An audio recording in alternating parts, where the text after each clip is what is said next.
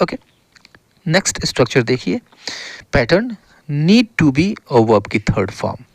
Okay, तो काफ़ी easy सा कॉन्सेप्ट है। नीड का अर्थ होता है ज़रूरत होना, नीड टू बी और वर्ब की थर्ड फॉर्म, ये भी पैसिव वॉइस है, राइट, यानी किए जाने की ज़रूरत है, प्रेजेंट हो गया, किए जाने की ज़रूरत थी, पास्ट हो गया। जैसे this room needs to be cleaned, यानी इस कमरे को साफ किए जाने की ज़रूरत है। कौन करेगा? नहीं है, नहीं दिया है। किस चीज़ पे काम होगा, किस चीज़ को पर काम करने की ज़रूरत है, इसको दिया गया है। This room needs to be cleaned.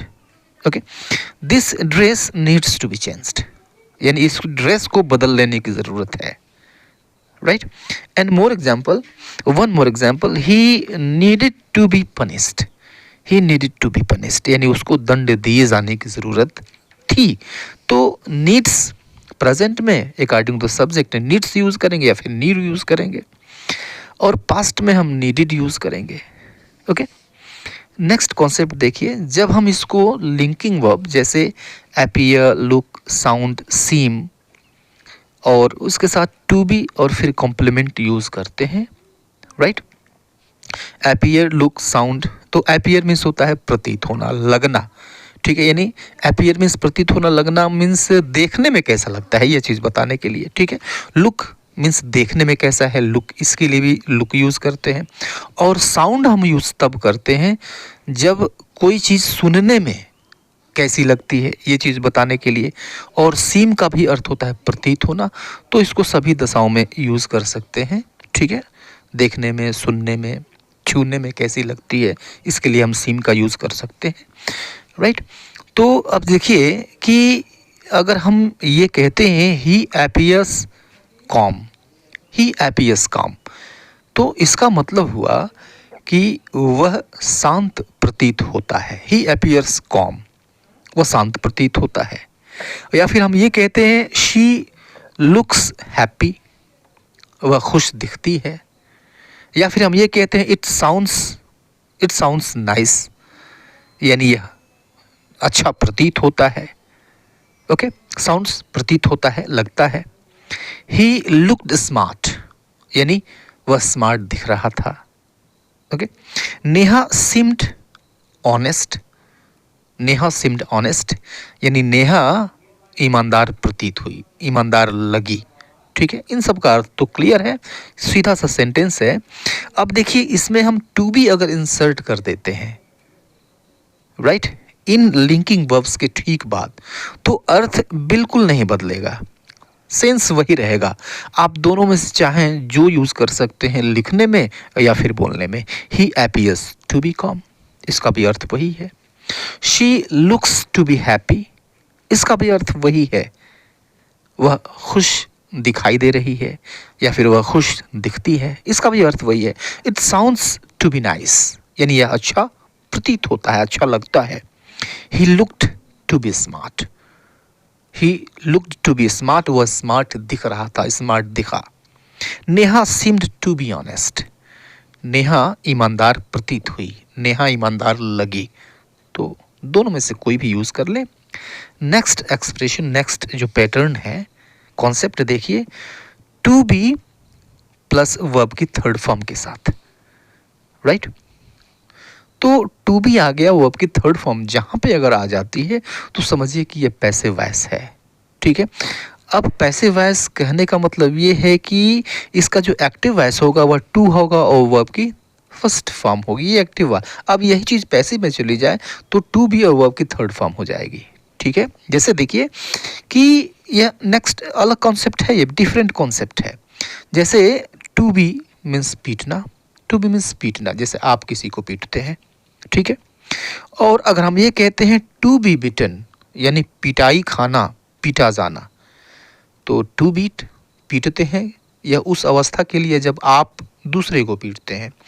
और वहीं पर हम कहते हैं टू बी बीटन मीन्स पिटाई खाना, मीन्स आपको कोई और पीटता है, राइट।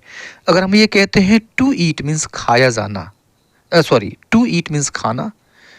अगर हम कहते हैं टू बी ईटन तो इसका मतलब निकलता है खाया जाना। अगर हम ये कहते हैं टू सेल मीन्स बेचना, अब सपोज करिए आप किताबें बेचते हैं, तो टू सेल मीन्स बेचते हैं, ये काम आप करते हैं। और ये देखिए टू बी सोल्ड यानी बिकना, तो यह किताबों के ऊपर लागू हो जाती है, आपके ऊपर फिर लागू नहीं होती। अगर हम कहते हैं टू राइट लिखना और टू बी रिटन लिखा जाना। ओके, एग्जाम्पल देखिए, I don't like to scold, I don't like to scold, समझिएगा इसको। I don't like to scold यानी मैं डांटना पसंद नहीं करता। अब डांटना कौन डांटता है भाई, तो आप डांटते हैं किसी दूसरे को। अब देखिए टू बी स्कोल्डेड अगर कर देते हैं, पैसे वैस कर देते हैं, तो कैसे अर्थ बदलता है, I don't like to be scolded.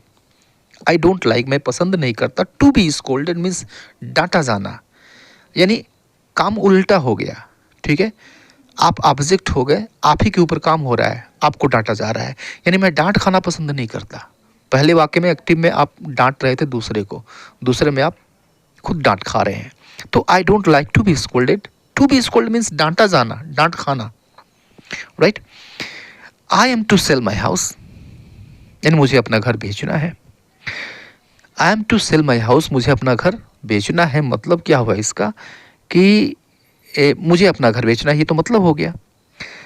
अब देखिए हम यूज़ कर देते हैं टू बी वर्ब की third form, means my house is to be sold, यानी मेरे घर को बिकना है, मेरा घर बेचा जाना है, राइट। तो अंतर समझिएगा, to sell and to be sold. She was to write a letter, यानी उसको एक पत्र लिखना था। A letter was to be written, a letter was to be written यानी एक पत्र लिखा जाना था। टू राइट मीन्स लिखना और टू बी रिटन मीन्स लिखा जाना। ओके, एक एग्जाम्पल और समझिए इसको, एक एग्जाम्पल से कि I like to respect you, I like to respect you, मैं तुम्हारा सम्मान करना पसंद करता हूँ। एक्टिव है ये, मैं तुम्हारा सम्मान करना पसंद करता हूँ, तो आप सम्मान कर रहे हैं।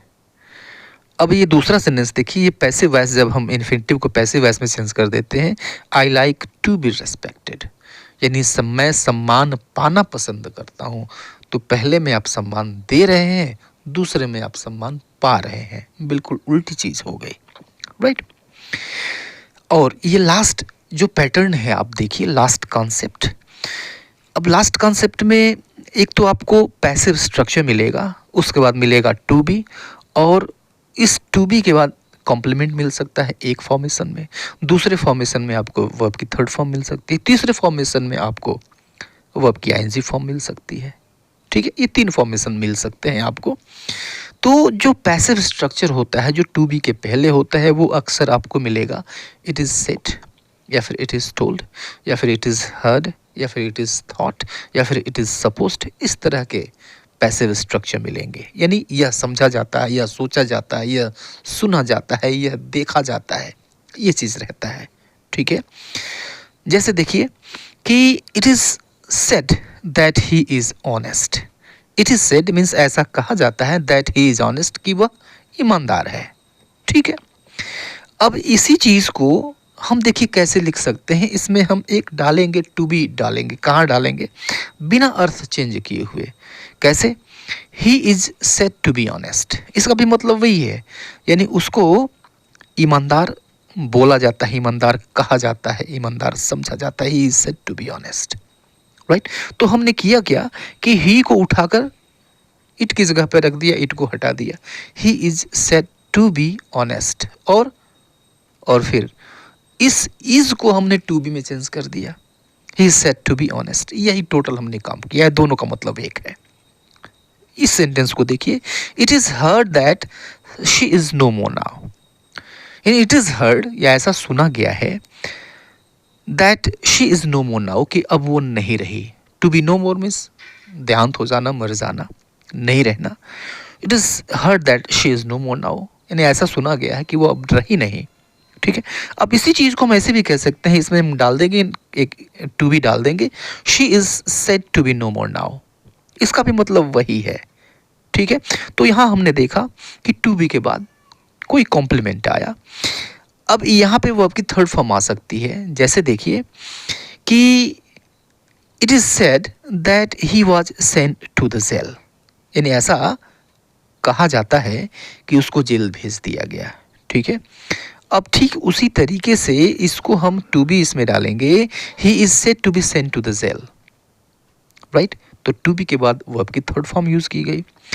अब टू बी के बाद हम वर्ब की आईएनजी फॉर्म भी यूज कर सकते हैं। कैसे करेंगे कि जैसे सेंटेंस ये लीजिए, it is thought that she is still living in this city, यानी ऐसा सोचा जाता है, समझा जाता है कि वह अभी भी इस शहर में रहती है, रह रही है, राइट।